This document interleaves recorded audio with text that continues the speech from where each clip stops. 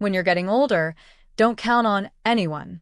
There comes a time in life, quietly, steadily, unmistakably, when you start to realize you're getting older. And when that time comes, take it from someone who's lived a long, full life. Don't count on anyone. Not your kids, not your relatives, not even the friends who used to be just down the street. That's not bitterness talking. That's wisdom earned through years and weathered storms. The Chinese scholar Ji Xianlin once said something we ought to etch into our minds. When a person gets old, they must remember, don't go anywhere. If you can still shuffle about and fix yourself a simple meal, don't be yearning to move in with your kids. Don't be eager to join your children's households, to merge your rhythms with theirs. Don't even wish for it. Because let's be real, if you try, your golden years might just become gray and gloomy. That may sound harsh, but it's spoken with love. The kind of love that wants to see you dignified and independent, not broken and discarded. When you tie your heart to your children, one of the greatest missteps we make in later life is tying our happiness, our very sense of self, to our children. We invest decades raising them, hoping for closeness in return. But what many fail to see is that two generations under one roof often collide more than they connect. They order DoorDash and stay up until 2 a.m., watching YouTube or scrolling TikTok. You prefer cooking from scratch and heading to bed by 9 p.m. They find your questions nosy. You think you're just showing love. You say, eat some fruit. And they say, Mom, I'm 40, I know how to eat. You see what I mean? The author Yang Jiang once said, solitude isn't loneliness. It's the space we give ourselves to breathe. And how true that is. Forcing generations together in one house, under one routine, with one remote and one refrigerator. It doesn't strengthen love. It chips away at it. What began as affection turns into obligation. What was once sweet concern becomes suffocating interference. What you call support, they may call control. What you call companionship, they may interpret as nagging. So if you can still walk, if only by gripping the wall, if you can still boil an egg or make a cup of coffee, then please don't give away your autonomy so easily. The best kind of relationship between parents and children? The philosopher Zhou Guoping once said it well.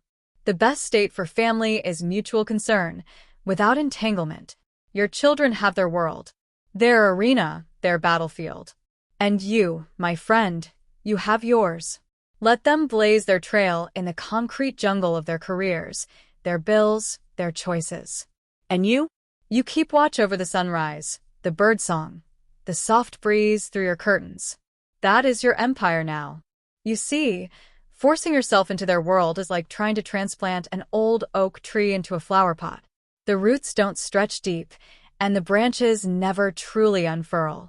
And then you sit, wondering why you feel stifled, boxed in, cold. But this isn't about becoming distant. It's about offering space to turn around, to breathe, to miss each other. That's not coldness, it's grace. Take care of yourself. It's the best gift you can give. At the end of the day, how you live your later years comes down to your mindset. Your attitude is your last great asset. Can you care for yourself? That right there is the biggest help you can offer your children.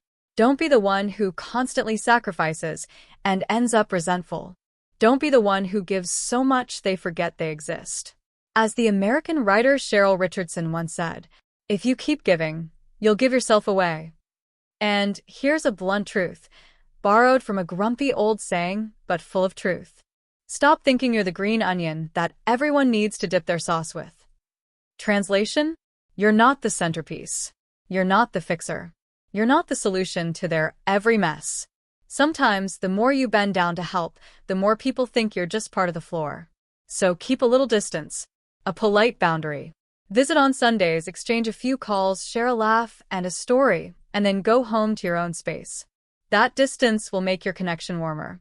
Seeing someone daily can turn small annoyances into big arguments. A misplaced sock becomes a declaration of war. So stay sharp, stay sovereign. No one to step back. No one to pretend you didn't hear. Give yourself the dignity you've earned, and give your kids the space to appreciate you from afar.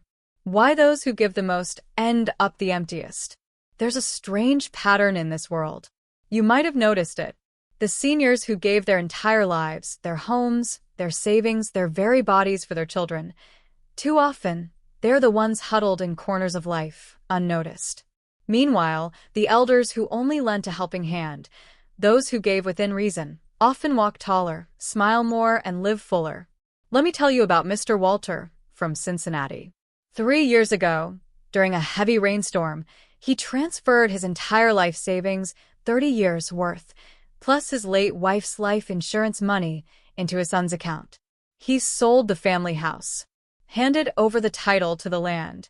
In return, he was given a fold-up cot on a drafty balcony in a condo his son bought.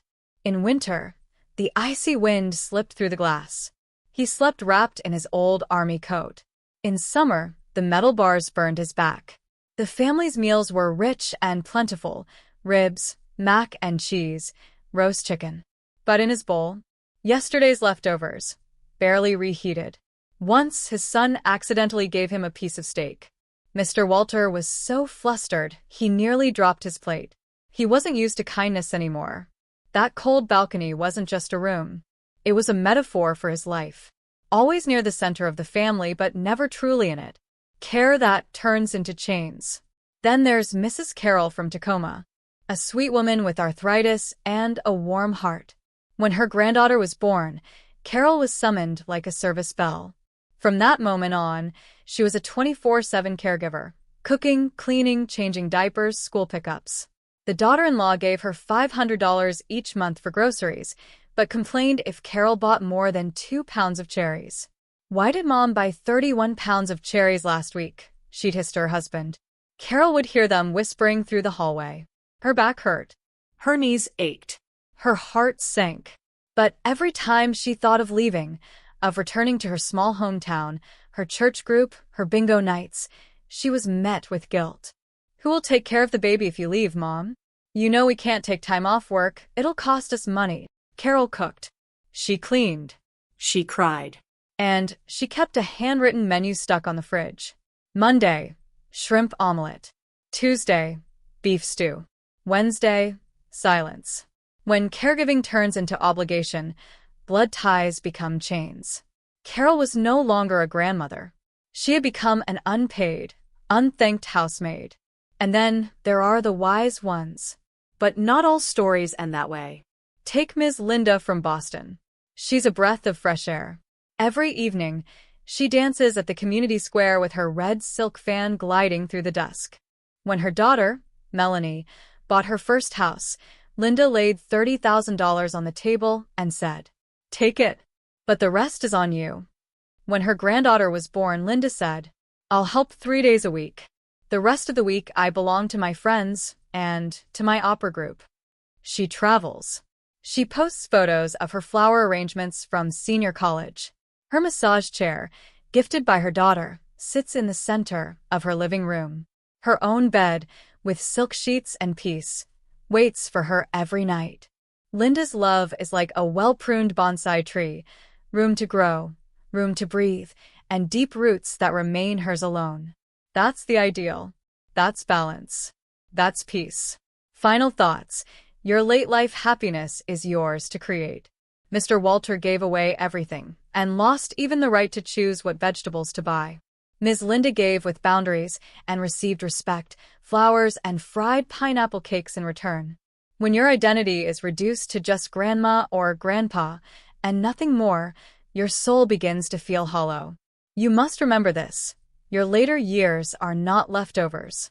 They're a feast of their own. Before you hand over your nest egg, ask yourself, will I have warmth left when winter comes? Before you say yes to 24/7 caregiving, ask your tired bones, do I still sleep well at night? Before you tear up at the stove, choking on cooking oil and unspoken sadness, look at your calendar and decide, which friend should I invite to tea tomorrow? Mr. Walter finally spoke up last month. He told his son, either put heating on the balcony, or I'll rent my own place. His son bought a heater the next day. Mrs. Carroll cut down her babysitting days and wore a new silk dress to the park. Her daughter-in-law, surprisingly, brought her a scarf. They had finally understood. When you give everything, you become furniture. But when you give wisely, you become cherished. Love, when it has no boundaries, becomes a burden. But love, when it respects limits, becomes a gift. So if you want a graceful, vibrant, joy-filled twilight of life, then don't mortgage your happiness for someone else's comfort. Build a dam around your love. Protect your energy. Let the river of life flow back to you. That, my friend, is the quiet, powerful truth the happiest elders have already learned.